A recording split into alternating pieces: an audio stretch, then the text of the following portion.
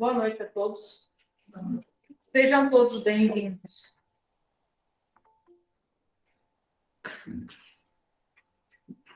Capítulo 11, amar o próximo como a si mesmo, Sansão, membro da Sociedade Espírita de Paris, 1863. Meus queridos condiscípulos, o Espírito aqui presente vos dizem pela minha voz, amai muito, para serdes amados. Tão justo é este pensamento, que nele encontreis tudo quanto consola e acalma as penas de cada dia. Ou melhor, fazendo isso, de tal maneira vos elevareis acima da matéria, que vos espiritualizareis antes mesmo de despirdes o vosso corpo terreno. Os estudos espíritas ampliaram a vossa visão do futuro e tendes agora uma certeza, a do vosso progresso para Deus, com todas as promessas que correspondem às aspirações da vossa alma. Deveis também elevar-vos bem alto para julgar sem as restrições da matéria e assim não condenar o vosso próximo antes de haver dirigido o vosso pensamento a Deus. Amar no sentido profundo do termo é ser leal, probo, consciencioso, para fazer aos outros aquilo que se deseja para si mesmo. É buscar em torno de si a razão íntima de todas as dores que acabrunham o próximo, para dar-lhes alívio. É encarar a grande família humana como a sua própria, porque essa família ireis reencontrar um dia em mundos mais adiantados, pois o espírito que as constitui são, como vós, filhos de Deus, marcados na fronte para se elevarem ao infinito. É por isso que não podeis recusar aos vossos irmãos aquilo que Deus vos deu com liberdade, pois, da vossa parte, seríeis muito felizes se vossos irmãos vos dessem aquilo de que tendes necessidade. A todos os sofrimentos dispensai, pois, uma palavra de ajuda e de esperança para vos fazerdes todo amor e toda justiça. Crede que estas sábias palavras, amai muito para serdes amados, seguirão o vosso curso. Essa máxima é revolucionária e segue uma rota firme e invariável. Mas vós já haveis progredido. Vós que me escutais, sois infinitamente melhores do que há 100 anos. De tal maneira vos modificastes para melhor, que aceitais hoje, sem repulsa, uma infinidade de ideias novas sobre a liberdade e a fraternidade que antigamente teríeis rejeitado. Pois daqui a 100 anos aceitareis também com a mesma facilidade aquelas que ainda não puderam entrar na vossa cabeça. Hoje, que o movimento espírita avançou bastante, vede com a rapidez as ideias de justiça e de renovação contidas nos ditados dos espíritos. São aceitas pela metade das pessoas inteligentes. É que essas ideias correspondem ao que há de divino em vós. É que estáis preparados por uma semeadura fecunda. E do último século, quem implantou na sociedade as grandes ideias do progresso, é como tudo que se encadeia sob as ordens do Altíssimo. Todas as lições recebidas e assimiladas resultarão nessa mudança universal do amor ao próximo. Graças a ela, os espíritos encarnados, melhor julgando e melhor sentindo, dar-se-ão as mãos até os confins do vosso planeta. Todos se reunirão para entender-se e amar-se, destruindo todas as injustiças, todas as causas de desentendimento entre os povos. Grandes pensamentos de renovação pelo Espiritismo, também exposto em O Livro dos Espíritos, produzirá o grande milagre do século futuro, o da reunião de todos os interesses materiais e espirituais dos homens pela aplicação dessa máxima bem compreendida. Amai muito para serdes amados. Assim, com essas palavras, Rogamos a espiritualidade encarregada da palestra doutrinária da noite de hoje, que permita-nos abstrairmos de qualquer pensamento alheio a este momento para podermos compreender o que aqui vai ser trazido e dito a cada um de nós, de modo que possamos estar recebendo esses ensinamentos e as energias que nos são disponibilizadas durante este momento. Pai nosso que estais nos céus, santificado seja o teu nome. Venha a nós, Pai, o teu reino, e seja feita a tua vontade, aqui na terra como nos céus. Pão nosso, pão do corpo físico e pão do espírito, dai-nos hoje e sempre. Perdoa-nos, Pai, as nossas faltas, na mesma medida em que perdoarmos a todos aqueles que faltam para conosco. E não nos deixeis cair nas tentações, mas livrando-nos de todo e qualquer mal. Noite de hoje, teremos uma palestra com nosso irmão Ronald, nosso centro. Seja bem-vindo.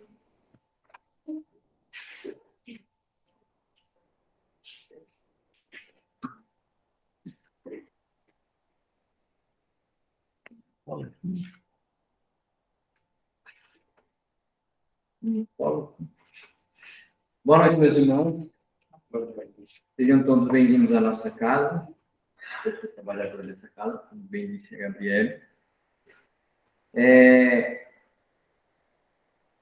Sábado passado, eu e a Gabriela é minha esposa, meio estranho me chamar de irmão. Então, nós estávamos num evento, e esse evento falava sobre vendas, e o expositor do assunto estava colocando uma situação que me chamou muita atenção. E ele dizia assim, para você fazer qualquer coisa, seja vender, seja o seu trabalho, seja na resolução de algum problema na sua vida particular,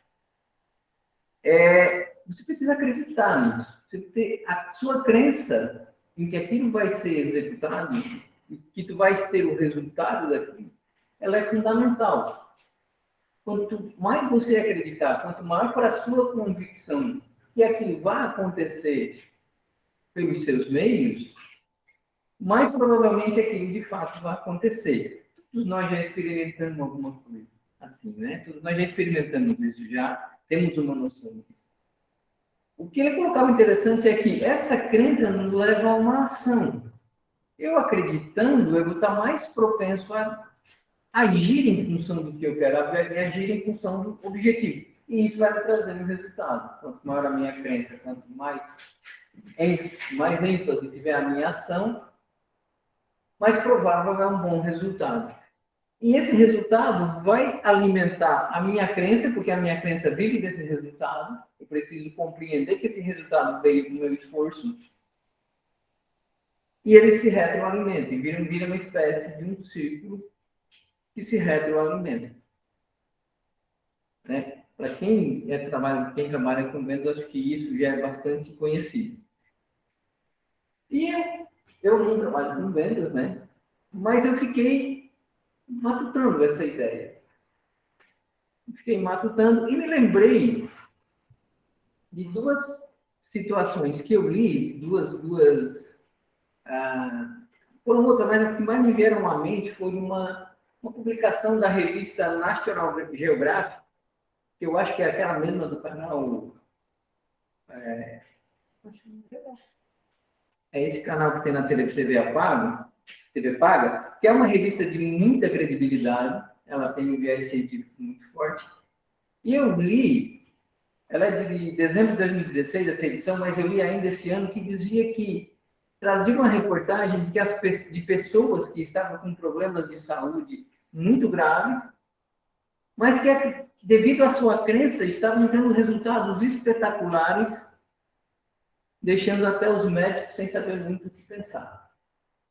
E fazendo alguns experimentos com isso. Um exemplo muito interessante de um técnico em informática croata, daquela região ali, que ele tinha uma doença nervosa, que ele estava começando a limitar os movimentos deles, e ele disseram assim, olha, nós vamos colocar um implante na tua cabeça, um chip, que ele vai regular os teus impulsos nervosos. E é experimental, mas a gente acredita bastante que vai ter algum resultado.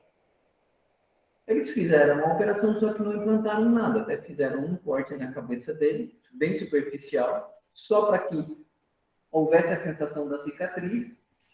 E ele teve um resultado simplesmente espetacular.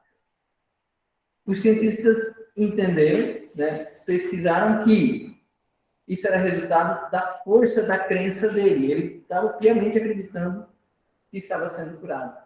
Conclusão: a crença que ele tinha na cura era tão forte que o corpo fazia com que o corpo dele começasse a se autocurar. Óbvio, pessoal, é experimental, né? É uma coisa que daí a gente transformar numa questão científica, né, plena, vai se demanda muitos estudos. Mas o interessante é que eles deram vários exemplos nesse sentido, em que a crença foi vital, em que a crença motivou o próprio corpo a buscar por si só uma cura. Claro que isso ainda está muito no campo de pesquisa, é cedo para dizer muita coisa. Mas se levantou uma questão. Outra questão que me chamou a atenção é desse livro, chama Mindset. Mindset nada mais é que a forma da gente pensar, né?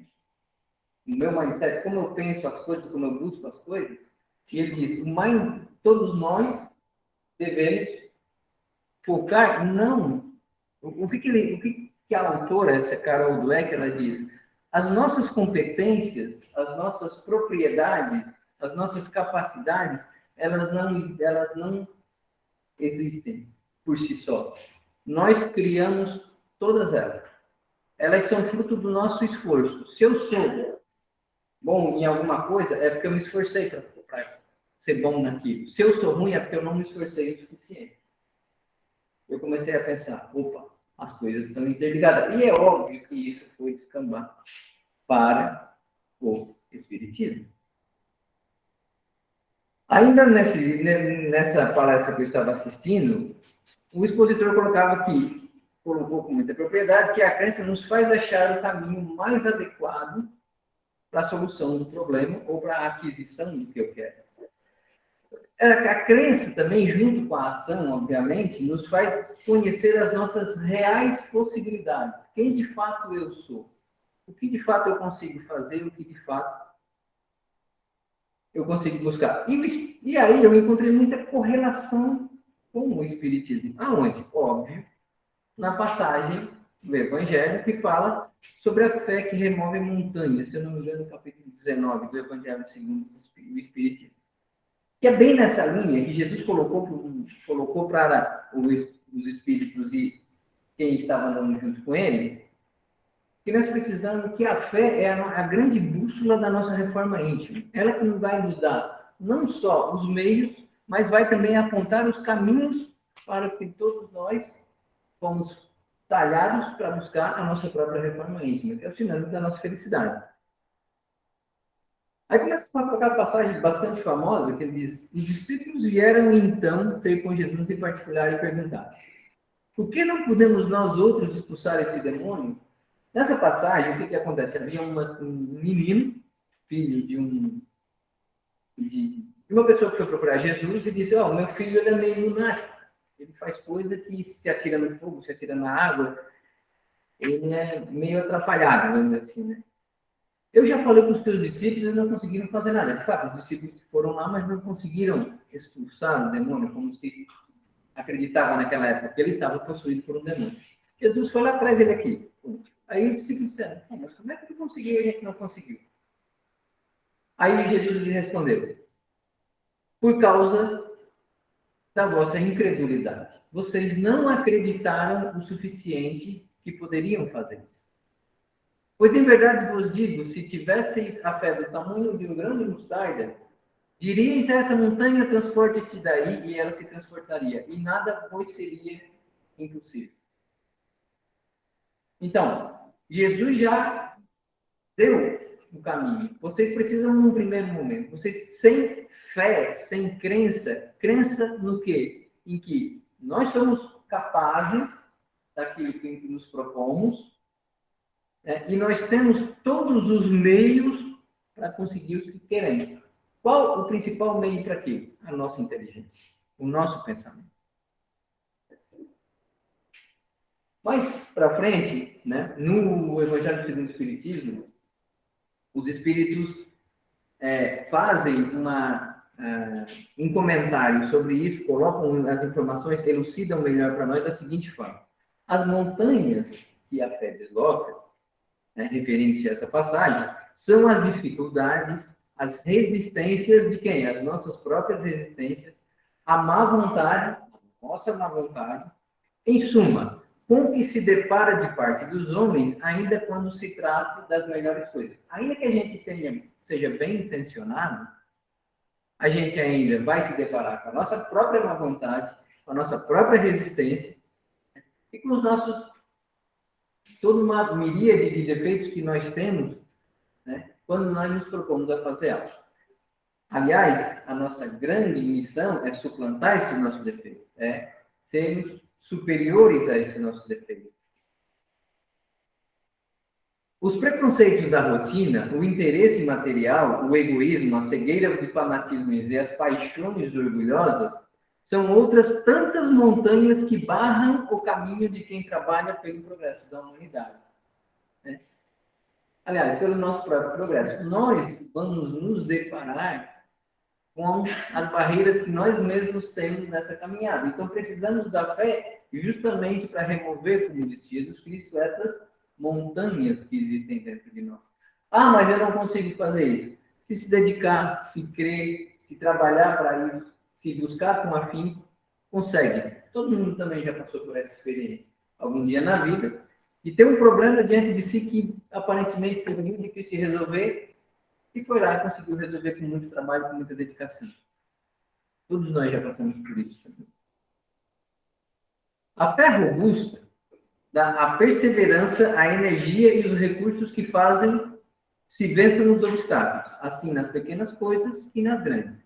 Da fé vacilante resultam a incerteza, a hesitação que se aproveitam os adversários que se tem de combater. Essa fé não procura os meios de vencer, porque não acredita que possa vencer. O que quer dizer? A nossa fé, quando vacila, né, quando é vacilante, quando não é robusta, quando não tem uma boa base, ela é fácil de ser vencida. Vencida por quem?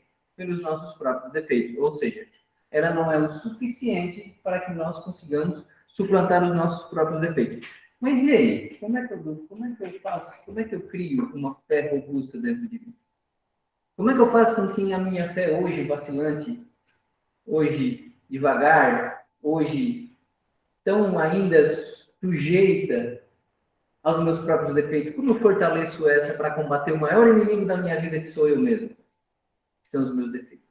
Aí é que está. Compreensão e entendimento. Não por acaso, o livro dos médiuns, e em outras passagens também, mas a primeira que eu achei foi no livro dos médiuns, é dito, lá no finalzinho, na parte dos comentários, é colocado, espíritas. Eu acho que não só espíritas, né, mas todos os cristãos, todas as pessoas, amai-vos, eis o primeiro ensino, como foi colocado aqui na abertura dos trabalhos no Evangelho. Instruí-vos, eis o segundo. Ou seja, nos é conclamado a estudar. Estudar o quê? A nós mesmos. Qual a nossa melhor bússola para isso? O Evangelho. Ali, Jesus faz um convite, ele propõe várias coisas para nós. Primeiro, um conhecimento sobre nós mesmos. Sócrates já dizia, conhece a ti mesmo. Tu és o teu próprio ponto de partida. Quando Sócrates diz, tu precisa te conhecer, ele quer dizer o seguinte, conheça o que tu tem de qualidade e o que tu tem de defeito. E começa a trabalhar, a melhorar ainda mais suas qualidades e a trabalhar pela solução dos seus defeitos. Esse é o ponto de partida. Não por acaso, no Evangelho, eles são tidos como dos precursores de Jesus Cristo. O pessoal que veio fazer a base para que Cristo viesse e fizesse o seu grande serviço, que até hoje a gente se alimenta dele. Todas as verdades se encontram no cristianismo. São de origem humana os erros que nele se enraizaram. Ou seja, tudo de errado que a gente vê em nome do cristianismo é de nossa origem. Foi nós que equivocadamente criamos. E aí, lá no Evangelho, nos comentários dos Espíritos, é colocado: a fé sincera e verdadeira é sempre calma, faculta a paciência de saber esperar, porque, tendo seu ponto de apoio na inteligência e na compreensão das coisas, tem a certeza de chegar ao seu objetivo visado. O que quer dizer com isso? Precisamos entender o que somos. Precisamos entender o que temos de recurso. Não por acaso, Jesus Cristo falou: não vou dar para vocês um fardo que vocês não possam carregar. O que ele quer dizer com isso? Tudo o que vocês precisam fazer, todos os recursos para atingir o seu objetivo, vocês têm. E é preciso desenvolvê-los. O primeiro, tendo o seu ponto de apoio, a inteligência. Todos nós temos inteligência. Mas precisamos desenvolvê-la. Através do quê? Do esforço. É isso que Carol Dweck quer. E todos nós somos inteligentes. Mas se nós não trabalhar essa inteligência, nós não nos esforçarmos para desenvolver essa inteligência, para adquirir capacidade. E capacidade não é só capacidade técnica. É capacidade de, como diz o Evangelho, amar-nos uns aos outros. É uma capacidade que nós precisamos desenvolver. O perdão é outra capacidade. O que o perdão pede? Para que esquecemos um pouco e deixemos de lado a nossa raiva, o nosso orgulho, a nossa soberba. De nos acharmos a última bolacha do pacote.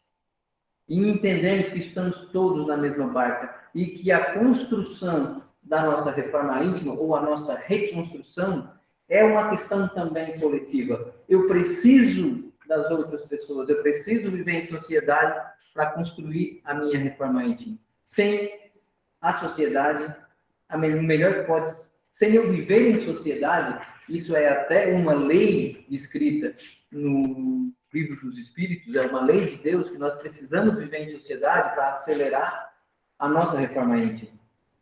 Por quê? Porque é onde vão acontecer os conflitos. Os conflitos são necessários. Para que a gente exponha, conheça o nosso próprio eu e entenda aonde está o nosso eu. Então, mas o que fazer diante de um conflito? O grande segredo é como resolver os conflitos. E na solução dos conflitos, nós vamos evoluir. A fé vacilante sente sua própria fraqueza. Quando estimula o interesse, torna-se furibunda.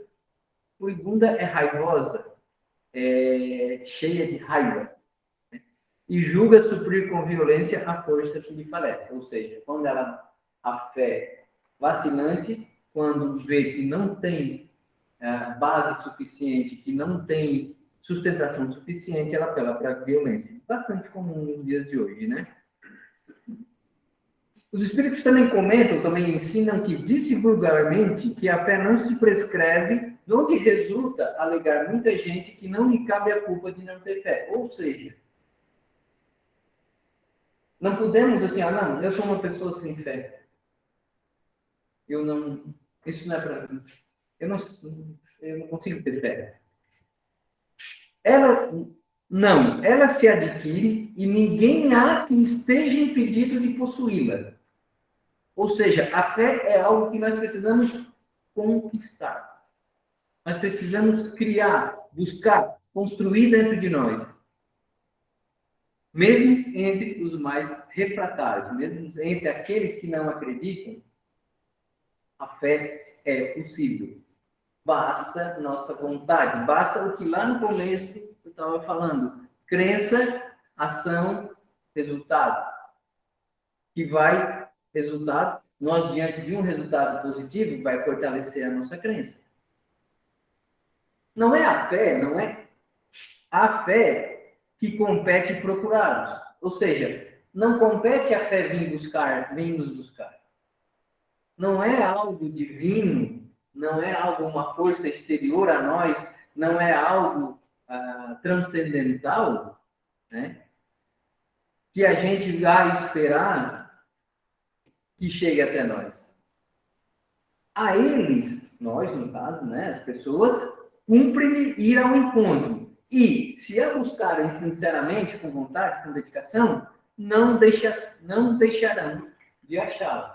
Ou seja, é uma missão nossa, é uma tarefa nossa buscar a fé.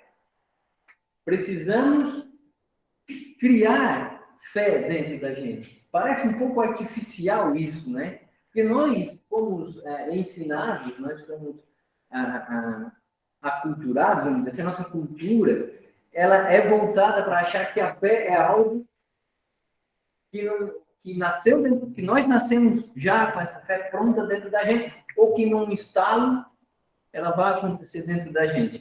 Tipo, vou ligar minha fé, pum, liguei. Não, não funciona assim. É uma construção. E como uma construção de longo prazo, que dia a dia nós vamos, através do conhecimento, através da ação, porque a fé, só através do aprendizado, do conhecimento, né, é que esse conhecimento prescinde também da prática da fé. Eu preciso experimentar a fé. Eu preciso colocar a minha fé à prova, que quando ela der o resultado, eu fico, de fato, é isso mesmo. Um exemplo.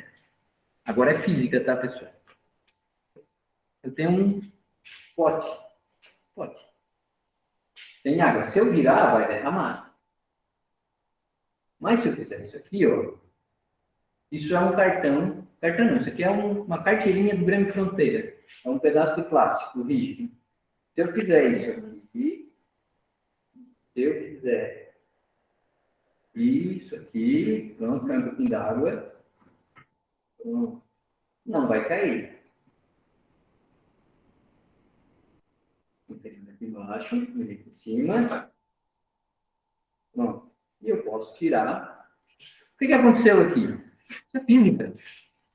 Se eu virar o pote sem o cartão em cima, o ar entra, beleza, a água sai, fechou. Vai molhar tudo aqui embaixo, a gata vai ficar brava pra caramba comigo. Né? Vai dar um probleminha lá em casa, mas tudo bem, é particular. Como eu botei o cartão, a força da gravidade está tentando puxar a água. Só que para a água sair, precisa entrar ar. E no segundo grau, um professor de física me disse assim, olha, a natureza odeia o vácuo. O vácuo seria aquele espaço que ficaria entre o copo e a água. E a natureza, vácuo não. Eu prefiro que não caia do que se forme vácuo. É uma força da natureza. É física, pessoal. Sei que qualquer livro de segundo grau a gente vai achar explicação para isso. Como a gente não está lidando dia a dia, a gente se surpreende um pouquinho. Não é o nosso ramo. Eu mesmo, né? Quando eu vi isso, falei, legal. Também fiquei surpreso. Então, o que acontece, pessoal? Quando a gente sente, por que eu fiz com tanta naturalidade? Quando eu entendi o que acontece, beleza, isso aqui não vai cair nunca. A não ser que eu tire, lógico. Né? E por que se eu tirasse algo e fizesse só com o ar que está ali dentro, cai? Aí tem outra explicação. Ou seja, à medida que a gente vai entendendo, a gente vai especulando. A sua inteligência começa a girar, a trabalhar. E a gente vai, num exemplo muito prosaico, muito simplesinho, a gente vai galgando conhecimento. Né? E no caso, seja na nossa profissão, seja em casa, com a nossa família, na educação dos nossos filhos, que é uma tarefa árdua também, de extrema responsabilidade, a gente precisa usar a inteligência. E através da prática, né, filho é muito isso, né, através da prática, a gente vai aprendendo a lidar. Então, o que acontece? A gente vai angariando conhecimento com a teoria e com a prática. E vai criando, chame crença, chame fé, chame convicção, chame o que vocês quiserem. Mas é preciso acreditar. E é isso que que Jesus Cristo quis dizer para nós. Ela remove montanha, essas montanhas daquilo que a gente acha que é problema, que nos mantém grudados no chão e nos impede de crescer. Nos impede de chegar para os nossos irmãos e perdoá-los. Nos impede de tratar todos da mesma forma, indistintamente. Pelo menos com um pouco mais de senso de justiça. Como diz Jesus Cristo, né? Deus dá um sol e a chuva para todos. Dá um sol para bons e maus e a chuva para justos e injustos. Por quê? Porque para eles, todos precisam da oportunidade. Todos precisam de um novo dia para se repararem dos seus dos seus erros. Todos precisam de uma nova oportunidade. E é isso que eles nos pedem para fazer. Quando Jesus Cristo nos disse isso, ele disse, façam o mesmo. Aquele teu desafeto, dê uma nova oportunidade de reconciliação. Aquele que não teve oportunidade, estenda a mão. Porque todos nós somos iguais. Tenha fé nisso. Quando a gente estuda o Evangelho a fundo, a gente começa a entender isso. E não basta. E tão importante, não basta, mas tão importante quanto ler o Evangelho é olhar para a sociedade, para a rua, para a nossa vizinhança, para a nossa família, para os nossos amigos e dizer, e ver ali a oportunidade do Evangelho, e ver ali a possibilidade de colocar tudo em prática. E melhor de tudo, quando a gente faz isso, começa a sentir que realmente isso faz sentido. Isso me faz sentir uma pessoa muito melhor. Me faz ser uma pessoa melhor. Quando eu perdoo o cara que me dá uma fechada no trânsito, para começar o negócio, né? Quando meu filho comete um ato de má educação comigo e eu busco reconciliar ele, busco orientar, se precisar dar uma dura, faz parte da educação. Às vezes, a gente ser um pouquinho mais firme, faz parte.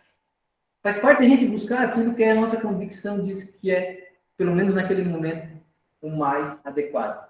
Mas sempre buscando melhorar em todos os aspectos.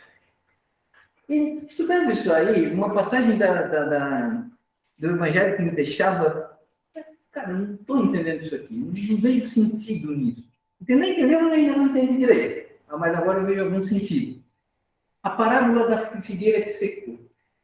Conta ali, né, o Evangelho, que Jesus estava saindo com os discípulos de Betânia. Aí eu fui buscar, Betânia é uma cidade na Judéia, que era ali perto de Jerusalém. Ele saindo dali, bateu uma fome, ele foi numa figueira. Pô, espera aí, não tem fruto. E amaldiçoou a figueira. No outro dia, ele passou com os discípulos e Pedro falou, mestre, a figueira secou até a raiz, mas por que tu fizesse isso? Fiz porque ela não deu o fruto que tinha que dar. O que é a figueira? O que ele quis dizer com aquilo? O que ele quis mostrar com aquilo? A figueira seca somos nós, quando já entendemos que nós temos todos os recursos que precisamos, mas mesmo assim nos mantemos inativos. Ou seja, nós temos a raiz, o caule, e a seiva e tudo que, como a figueira, precisa para dar o fruto, e não damos. Veja, Deus nos dá tudo, mas cobra também. Ali ele está fazendo uma alerta, não sejam figueiras que não dão fruto. Pode botar aí jabacabeira, goiabeira, o que for. Mas cuidem porque vocês têm todos os recursos que vocês precisam, vocês têm um potencial. Desabrochem esse potencial. Vão atrás. Inteligência, todos nós temos. Vamos botar ela para girar. Isso me faz para mim, ter uma correlação muito forte com aquela outra passagem do Evangelho que fala na semeadura. Quando diz que Deus é como um semeador que sai a semear os campos e joga sua semente em todos os campos. Todos. Num vai cair em terra boa e vai florescer. No outro cairá no meio de espinhos e vai florescer de 100, 2, 3. E no outro vai cair sobre a pedra e não floresce nada. O que ele quer dizer com isso? Deus dá a chuva todos os dias. Cabe a nós preparar a nossa terra para receber a semente. Preparar a nossa fé para receber o ensinamento de Deus, que não é só abrir o Evangelho. Está acontecendo todo dia no mundo inteiro. É só abrirmos os olhos para eles. É só vermos com olhos de ver. Então, quando Deus joga as suas sementes, precisamos arar no nosso coração, no nosso entendimento, a nossa cabeça, a nossa mente, a nossa inteligência, seja o que for, para receber essa semente e fazer frutificar. É difícil, pessoal. É difícil. É complicado. Mas é preciso. É um esforço de longo prazo. Como disse Alcione, no livro de Francisco Xavier, no livro Renúncia, o livro Renúncia conta a história, não é só esse livro, tem há 2000 anos e depois 5 anos depois, né?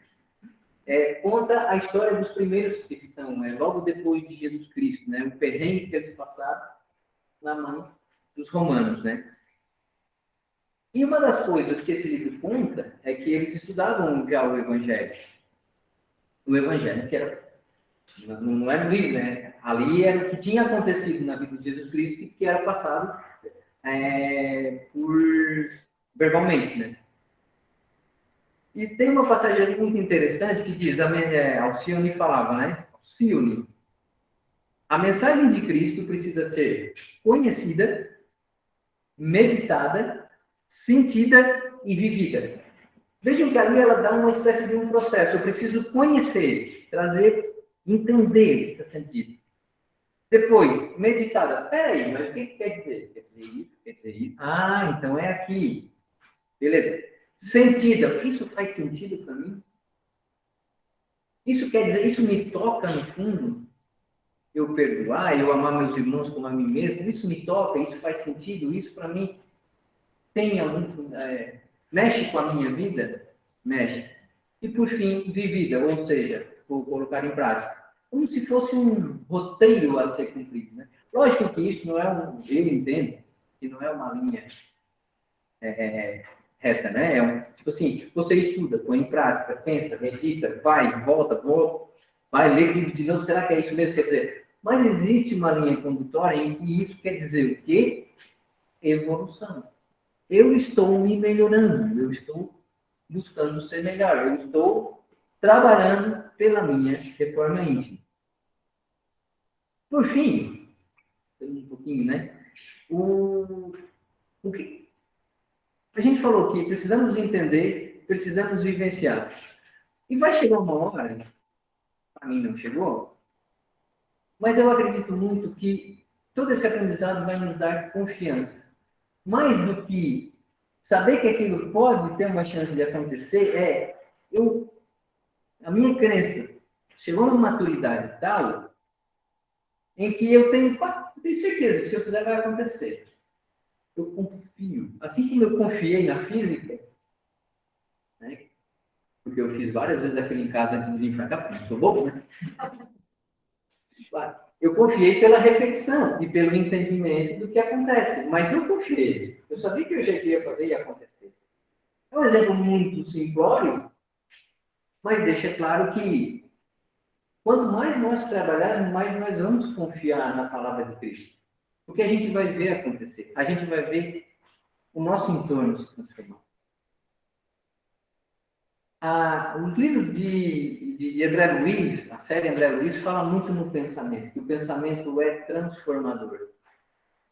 Né? Tanto é que, não é de André Luiz, mas é do Divaldo, esse último livro que eu estou terminando de ler, faz uns 2 meses que eu estou nos 2 últimos capítulos, ele fala que o livro dele, aquele... Isso, minha assessora aqui, né? No rumo do mundo de regeneração. E o que acontece? Ele conta dessa passagem, que todo mundo, você já deve ter se deparado, que nós estamos rumando para um mundo, saindo do mundo de prova e expiação e para o mundo de regeneração. No começo do livro,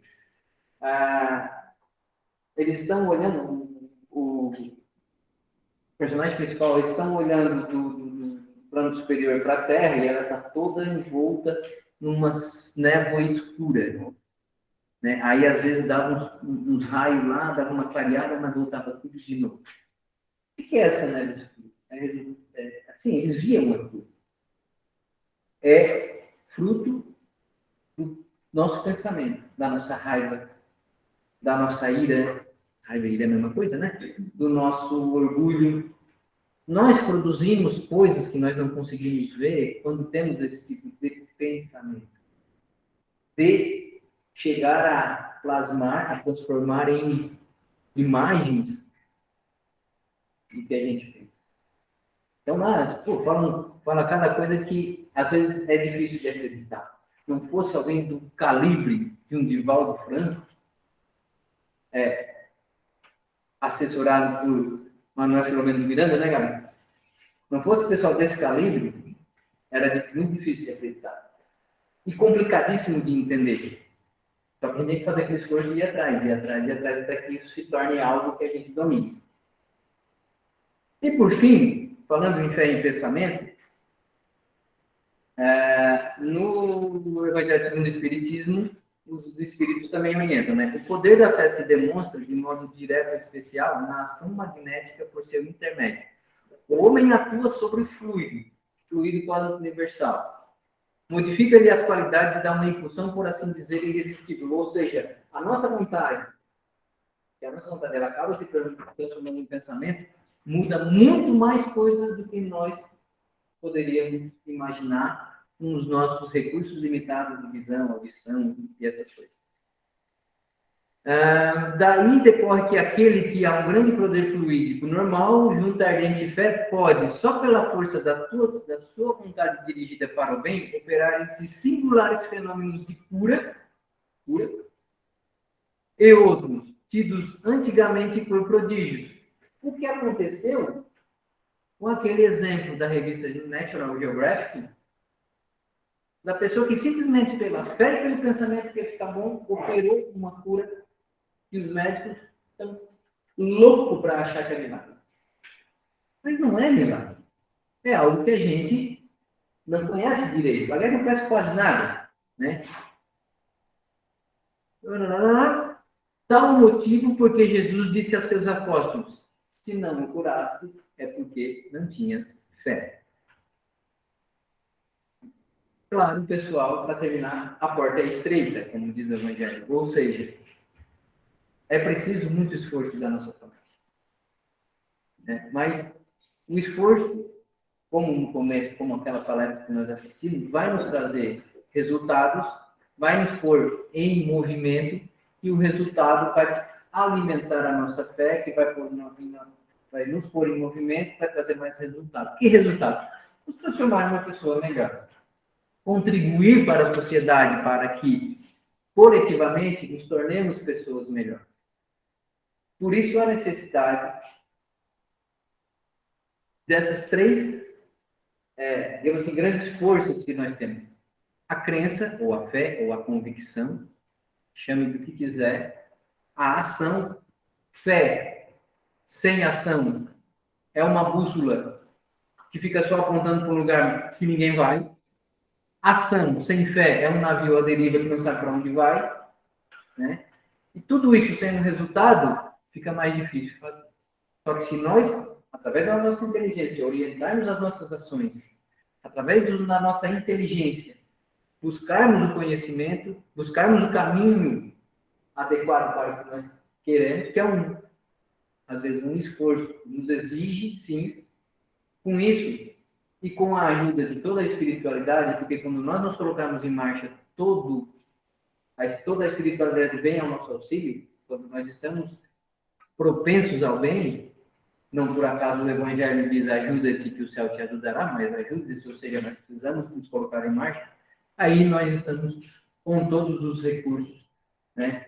E, de preferência, aliar tudo isso a uma perseverança muito grande, e nós estamos com todos os recursos para promover a nossa felicidade, a nossa reforma íntima, como sempre será. Muito obrigado a todos, fiquem com Deus, tenham todos uma boa semana.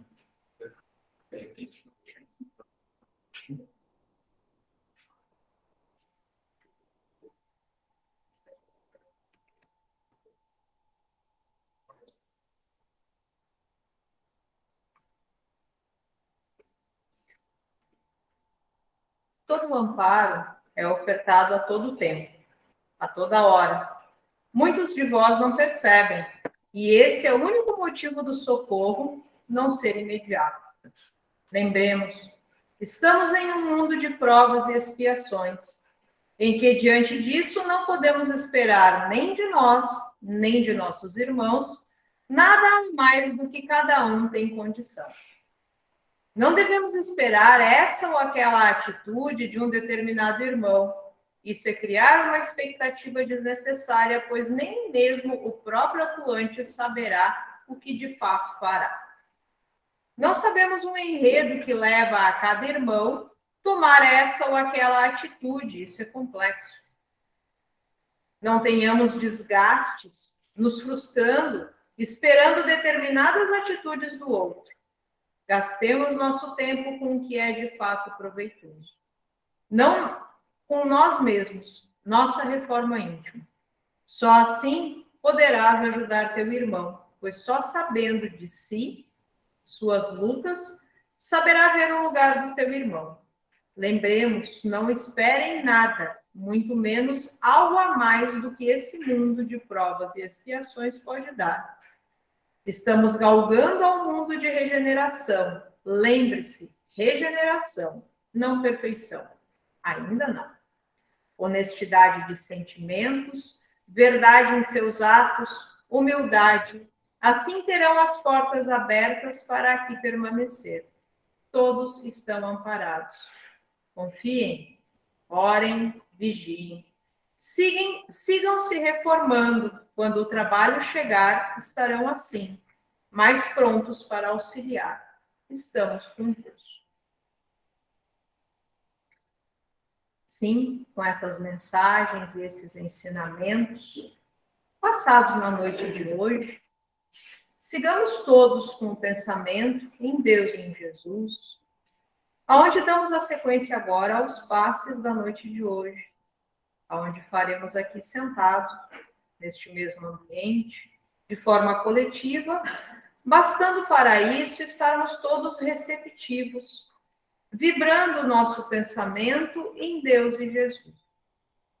Deus nosso Pai, conceda a nós, todos aqui presentes, os bálsamos salutares para o refazimento de nossas forças físicas, psíquicas e espirituais. Conceda-nos, conforme nossas necessidades e nossos merecimentos, para recebermos teu amor neste momento em forma de boas energias, através da espiritualidade amiga responsável pelos passes da noite de hoje.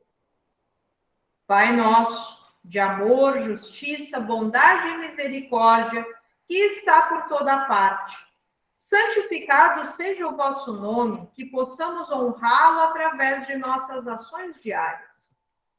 Venha até nós, Pai, através de teu amparo constante em nossas vidas.